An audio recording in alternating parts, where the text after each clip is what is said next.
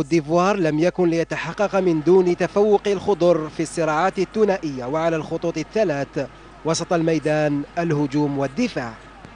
رفقاء مجيد بوقرة تمكنوا على مدى أكثر من 120 دقيقة من الوقوف نداً عنيداً للاعبين أقل ما يقال عنهم أنهم يصنعون أمجد الكرة الأوروبية.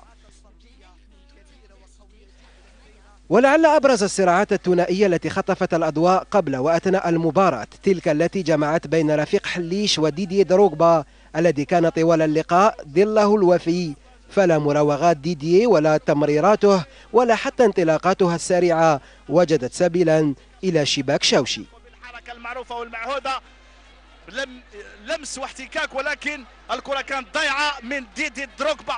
هو يحتاج ويحاول. في وسط الميدان كان الصراع الكروي واضحا بين الثنائي يبدا وتيوتي.